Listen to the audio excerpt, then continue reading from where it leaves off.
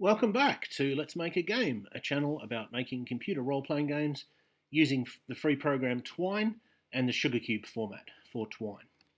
In this video, I would like to show you the latest updates to the project that I've been working on for the last few videos, adapting the board game Source of the Nile to a computer game. And broadly, we'll be talking about systems for simulating travel through the wilderness. So we start with this screen, which will be familiar to you if you've been following the last few videos. There's a slight change of wording. That's the only difference. It says only a few miles out of the city have been explored. The maps show swamp. The reason for that is I've slightly changed the way that the game works at the beginning. Specifically, the first area that you move into, you will know what it's going to be, because it seemed a little bit unfair to me to tell you, well, the terrain is jungle, and you set up an expedition on that understanding, and then it says, oh no, it's actually plains. The first thing you come across is plains. I did set it up based on the rules as written, but then I thought that was a little bit unfair, so I've slightly changed it. I'm not going to go through the coding, but just if you look at the code and if you look at the videos relating to that code, just bear in mind that there will be slight differences. So yeah, the maps show swamp, and horses and canoes can't get through swamps, and so we have to set out on foot, where normally we would have the option of going on foot or by canoe or via horse or by camel if we were in the desert. So we continue. Normally, of course, we'd spend a lot of time adding things to this, spending the £1,000 that we have, but because we want to demonstrate the new bit straight away, we will set out straight away. So let's say we choose a cautious rate of activity, and now it says you've got one movement point this turn. 10 miles inland, the terrain is, as the map says, swamp. We lose a movement point. We have a 5 in 6 chance of getting lost, and indeed we do get lost, and as a result of getting lost we lose 3 movement points, and then the system, the computer, rolls to see whether we meet anyone in the swamp, and we don't. So we've added a few new systems. This system of how many movement points you have, we've already talked about, but the others are new. By the way, I noticed that it is inconsistent as to whether there's a full stop or not, so I'll make that consistent as soon as I can. The other point I want to make about this screen before we leave it is that some people, quite a lot of people, wouldn't want these red messages. What I've done is the messages that are red are to do with the sort of mechanics of the game. The messages that are white are messages that are what an actual explorer would get, right? The terrain is swamp. Well, yeah, that's a thing that an explorer would know. We got lost in the swamp. We meet with no inhabitants. So they're all sort of the fiction of the game. And then the red messages are sort of specifically to do with the mechanics. You lost this many movement points.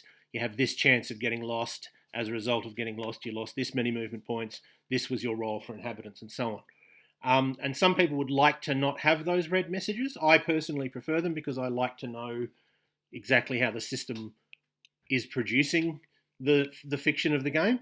But other people might feel that it takes you out of the fiction of the game. You just want to sort of experience the story and not be reminded that it is a game and that there are, mechanics behind it. So in the long run, I would like to give people the option to turn these things on or off, but for now I'm going to keep them on because I need them for testing, right? The chance of getting lost should be a specific thing, and it should be 5 in 6. In fact, so this is working, and so I need to keep that to make sure that it's giving the correct chance. I need to be able to check this and say, yes, a roll of 9 should mean that you don't meet anyone. So for now, I'm going to keep it for testing purposes. But yeah, if you think, wow, that's a lot of mechanics that I'd rather not see, bear in mind that I have noticed that, and I have thought about having the option to turn those off. So let's spend the rest of the video looking at how we made this happen. Turn that off. This document behind here, by the way, is the rules document that I'm working off. It's the original. It's like a scan of the rules that came with the original board game. So we'll be very briefly looking at that later. But here we are in the program. I have laid it out in one long horizontal line. I don't know if that's the best. It's not necessarily the best layout for sort of seeing the whole thing at once, but the reason I've done it like that, like what I could have done was when I got to here, I could have maybe put that one there and started, like, probably move these three out of the way and sort of started moving back this way. But anyway, having it all in one line makes it easier for me to see what the main loop of the game is, as opposed to sort of side things that might happen, if that makes sense. But you may prefer to put it at, to lay things out in another way. But anyway, let's look at the new material. So we've already dealt with this. Basically, it's everything. This was the last thing that we've already covered. So it's basically everything from here on, although this is just a single sentence and these two are just empty pages because I haven't started to code the subsystems that are relevant to them. So the first thing we need to do, we'll just go through them one by one. The first thing we need to do is lose movement points. So we have a certain number of movement points, and you keep moving until you've run out of movement points, and then that's the end of that phase of the game, or that phase of that turn of the game. Okay, so there's a note to myself, which is you lose movement points whether or not you can enter the new area. So in the fiction of the game, what's supposed to be happening is you travel until you get to a new area. You find, I can't enter this. We're on horseback, and it's swamp, or we're on canoes and it's swamp, for example. And then you get the option. You can either backtrack, or you can change the expedition. So if you're on foot, you could get rid of the horses and proceed on foot if you preferred to do that. But only if you were travelling inland. If you were travelling back, the idea is because you'll never find your way back unless you just go back the way you came. You would actually you wouldn't be able to backtrack and find a new route. You'd have to change your expedition to be on foot. So the rule is quite simple, and this is a bit surprising. The rule is that a canoe expedition moving into marshland or marsh loses 4 movement points. Otherwise, you lose 2 movement points moving into an unexplored area. And if neither of those apply, you lose 1 movement point. And that's a bit unusual because usually when you have different terrain costs different amounts of movement points. So you might say, well, plains, that's only going to cost 1 movement point, but mountains costs 2 or 3 because you're going to be moving so much more slowly through the mountains. You might even have different costs for different types of expedition. So you might say, well, if you're on foot, the plains cost 1 and the mountains cost 3, but if you're on horseback, you're going to be basically as fast either way, so therefore they cost the same, or something like that. But they've got a very simple system, and I generally don't want to make changes that make it more complex as I go, to avoid what's called feature creep. Feature creep is when you have an idea, and this can be for a game or it can be for a practical sort of software application, any project actually, but it seems to be a computer specific term. And you think, oh, I've got this. I'm going to have this game. It's going to be about exploring. And you think, oh, I could have a system for having battles with natives. Great. Oh, I could have a system for what if you make friends with the natives? Great. Oh, I could have a system for what if you make friends with the natives, but then they're hostile to another set of natives and they want you to help them in their war. Okay, well, I could add that. And because thinking of new ideas for systems is quick and fun, and actually programming the systems is slow and sometimes it's not fun, it's sometimes quite frustrating when it doesn't work, you will be adding features faster than you will be creating them. And so at some point, you've got this huge list of like 120 things you have to have in your game, and you just go, oh, I can't do this. I'm never going to get this finished, and you sort of give up. So to avoid that, I want to try and get something finished as soon as possible, and that means I will either do the rules as written or I will simplify the rules as written. But if it's something more complicated, I'll set it aside.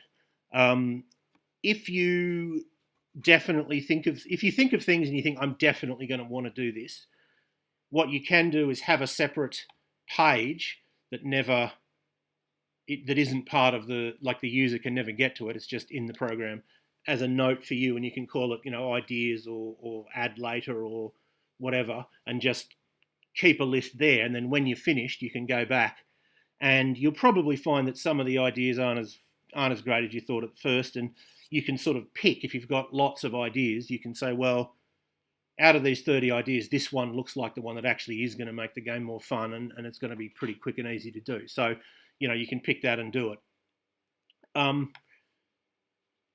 But for now, we have this very simple system. There is differences between different types of terrain. The differences are to do with getting lost and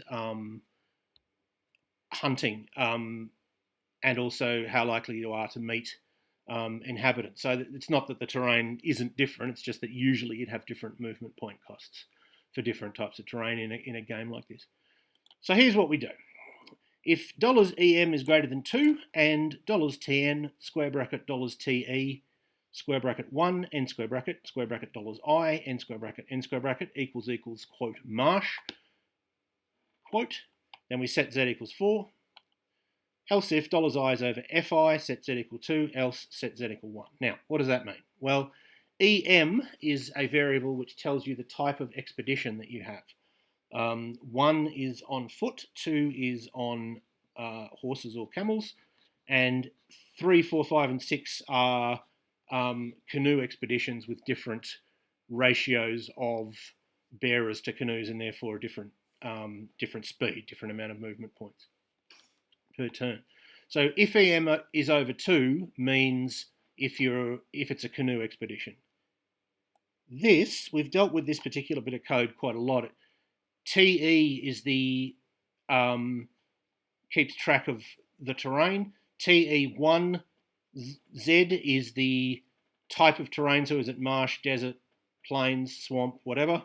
And TE2Z is there a river there? Is there a lake there? Is there nothing? Is there neither there? And TN is an array with the names of the different types of terrain. Now, what I could have done, instead of that line above, I could have done something like this. Sorry.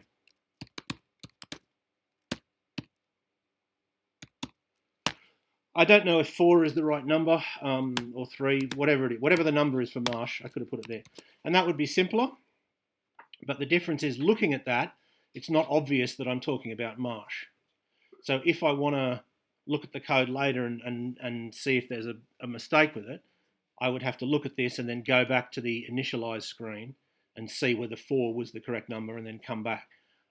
So it's easier in that respect to do it in this slightly more complicated coding, but slightly easier to follow. It's just saying if the current terrain is marsh. So basically, if it's a canoe expedition and you're moving into marsh, $I is how far inland you are. It's like where you are. 0 is you're in the port, well, the city where you start, and then as the numbers get higher, it means you've explored further inland. So a canoe expedition moving into marsh, set z equals 4. else if I is over Fi stands for furthest inland. It's the furthest bit that's been mapped. Initially it's 1 because I've set it up that the first bit of terrain is already known to you. So the idea is that the city that's just inside the hollow earth, they've explored a little bit, but not much. They've only explored the very first bit, and you're sort of exploring further. So if I is over Fi, that means you're moving into a currently unknown area. Well, then we set z equals 2, and otherwise we set z equals 1. And then if z equals 1, we set y to be this empty string, quote, quote. And if otherwise, we set y to be equal to the string, a string with a single letter, a lowercase s, so quote, lowercase s, quote. And the reason for that is we print break, break, so line break, span style equals color red. That just means print this text in red. Lose z movement point, and then if there's more, if z is 1, it'll just say lose 1 movement point, and if z is more than 1, it'll say lose 4 movement points, and then slash span break break. And then of course we lower our movement points by 1, 2, or 4 depending on the result of this code here, as per this rule. There is a bit of, I've noted here that we're currently only dealing with moving inland. If you're moving downriver, there's a sort of special, there's exceptions to this, there's special rules and stuff, but we will deal with those later. So we've lost movement points. Now we go to the page backtrack. Backtrack will check if you can enter the new area. Now you might say, well, why would you lose movement points for entering an area if you can't enter the area? Well, the idea is,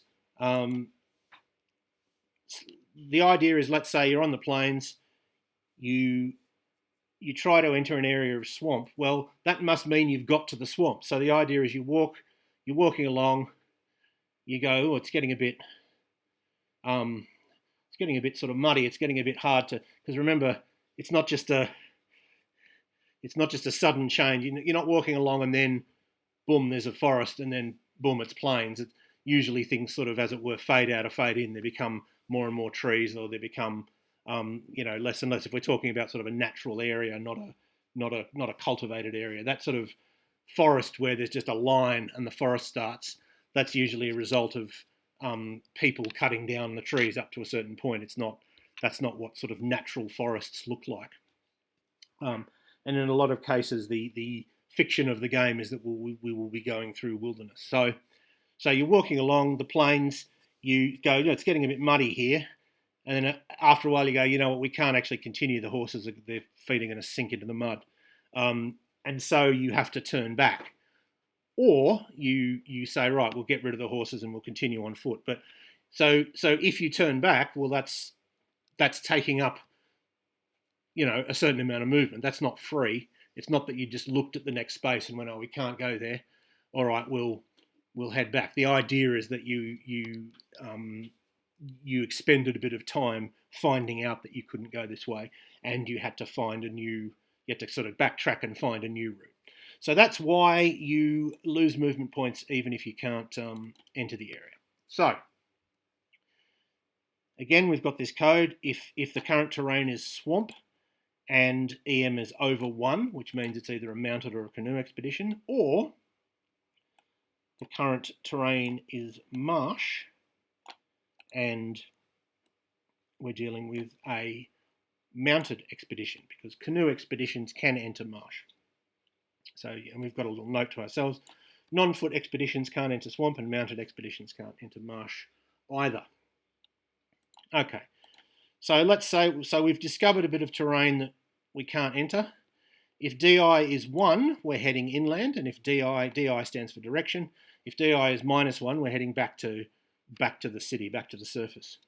So we're heading inland. You must continue on foot or retrace your steps. And we have a button that says you must either retrace your steps, in which case it will take you back to move. It will generate some new terrain. It will set I equal to I -1. Or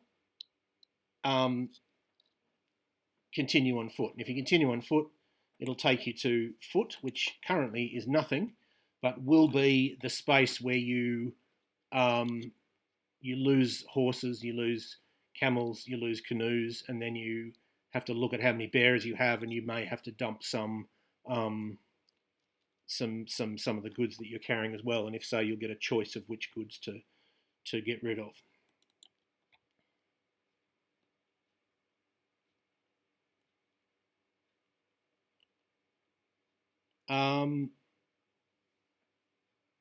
So we must either retrace our steps or get on foot, or if we're heading back to port because we can't retrace our steps and find another route, because the idea is that we have to follow the route that we came by, otherwise we'll get hopelessly lost, then you just have to continue on foot, and it just takes you to foot. It doesn't give you that choice. Otherwise, we set fi equals math.max, i.e. the higher of $fi and $i. In other words, if we are currently further inland than we've ever been, then we increment $fi to show that we're now, the furthest inland is now one more. And we continue to the lost page. I've just noticed there's a mistake. There's a slight mistake in this, in the sense that if we were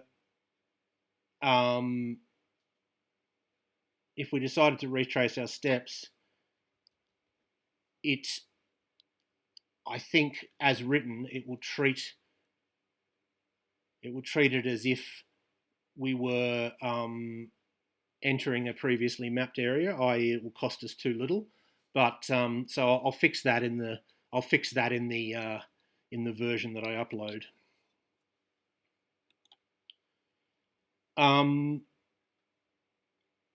So I'm sorry about that. I only just noticed it. Okay, so we go to the next page, which is we haven't none of this stuff has triggered. In other words, it's not swamp or marsh, or it's not something that we can't enter. So we can enter it, and because we enter it, we have to roll to see if we get lost. Okay, so there is a new variable that we're going to be looking at, which is, where is it?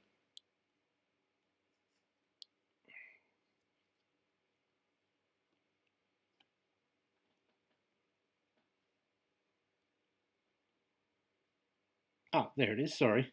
TL, the array TL. So TL stands for terrain lost, terrain chance of getting lost. So the way it works is we have TN, which is desert, mountains, marsh. It's the text, it's the names of the different types of terrain. And each of those different types of terrain has a different base chance of being lost. So desert, it's 2, it's fairly open. Mountains, it's 3. Marsh is 5, so it's quite high. Jungle is 4. Plains is 2, again quite low because there's, it's sort of open, mostly open area. Mountainous jungle 5 and swamp 6. So what it does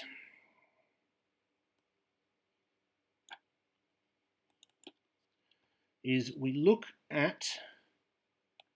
set Z equal to $TL square bracket $TE square bracket 1 and square bracket $I and square bracket and square bracket. So this bit we've seen before, TE $1 I. We know that that's the current type of terrain.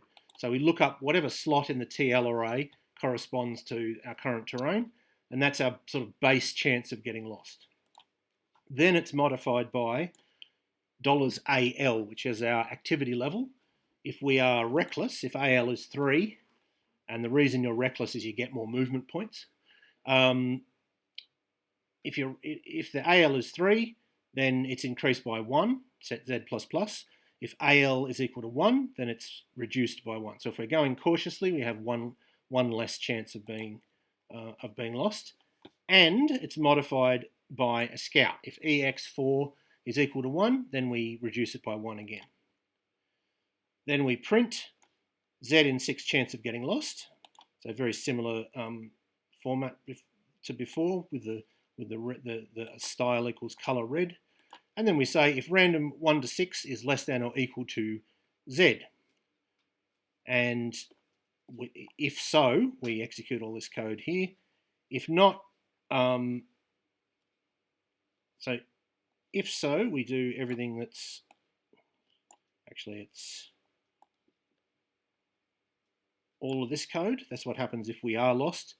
And then if not, we just get a message saying, yeah, you've managed to not get lost. So let's look at getting lost. We set Z. We don't need Z anymore. We don't need this Z anymore because we've already determined that we are lost. So we set it equal to a random number from 1 to 6. We set MP, our movement points, equal to math.max, which means the higher of 0 or MP minus random 1 to 6. In the game, it actually ends your turn if you get lost.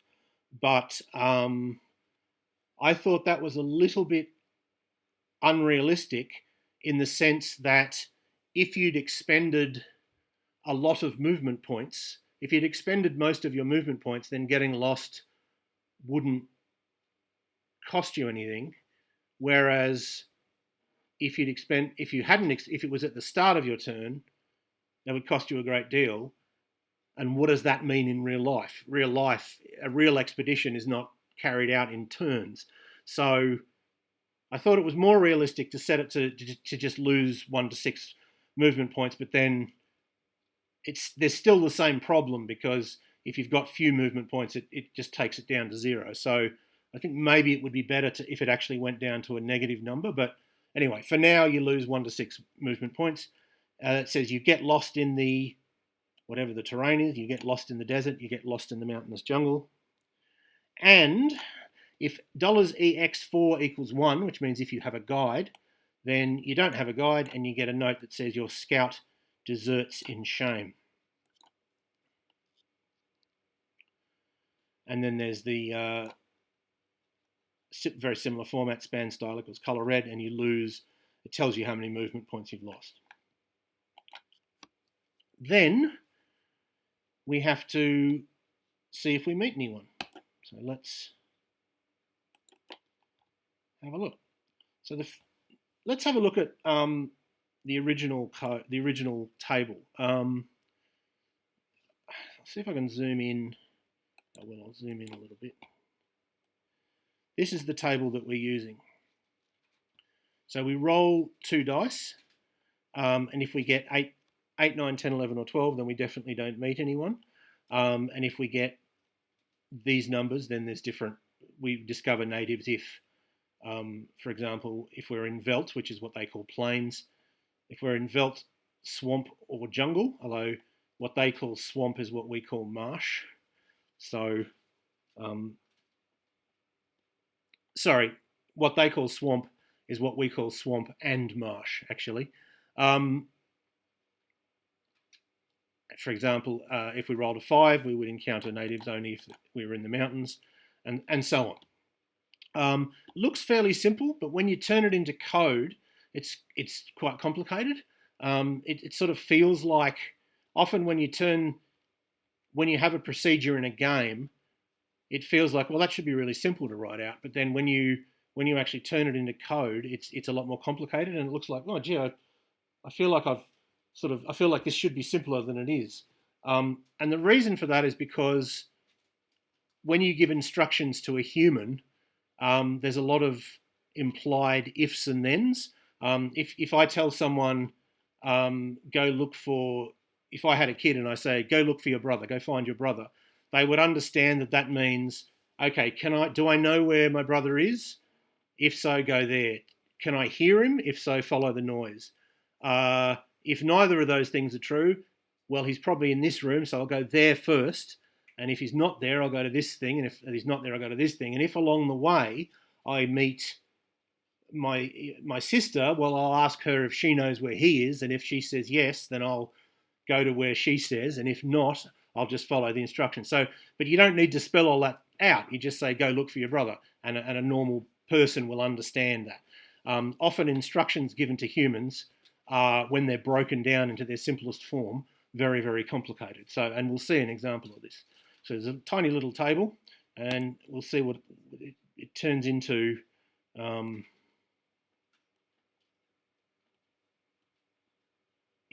Quite a lot of code. It feels like it should take less code than that. But anyway, so you roll 2 dice, or the equivalent of that. It's random 1 to 6 plus random 1 to 6, and then give you the message that you've rolled that. We're going to set y equal to the terrain name, so we don't have to use this code all the time. And then we say if TE2I, and that's the code for whether there's a river or a lake, if it's greater than 1 and Z is under 4, if there is a lake in this area, you meet locals on a 2 or 3, regardless of terrain. So we go to meeting. Meeting is where we will deal with natives, and at the moment it just says you come across a group of hollow worlders, but obviously there's going to be a lot more stuff happening in there. Otherwise, if we have a river, that's what TE21 being equal to 1 is, and Z is equal to 7. If there's a river, then you meet locals on a 7, regardless of what the terrain is. Otherwise, if we're in mountains or mountainous jungle and you roll a 5 or 6, you meet inhabitants. Otherwise, if you're not in desert or mountains, in other words, if you're in anything other than desert or mountains, including mountainous jungle, then you meet inhabitants on a 2, 3, or 4. And if none of those things are true, we meet with no one and we go to discovery, which again is an empty page at the moment, but of course will be the next stage of the game. It's where you roll to see if you discover things, and it's partly to do with who's with you. So if you have a naturalist, well, then you might discover a new animal. If you have a biologist, and so on. And so the more of those special individuals you take with you, the more discoveries you're likely to make on average. So that's how we convert that table into whether we meet with people.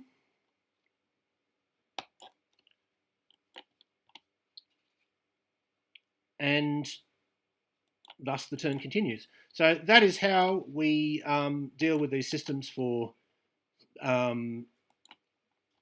adjusting our movement points, seeing if we can move into the area. Once we've moved into the area, seeing if we become lost, and then seeing if we meet anyone. So I hope that was useful or interesting to at least some of you, and I hope you will tune in next time.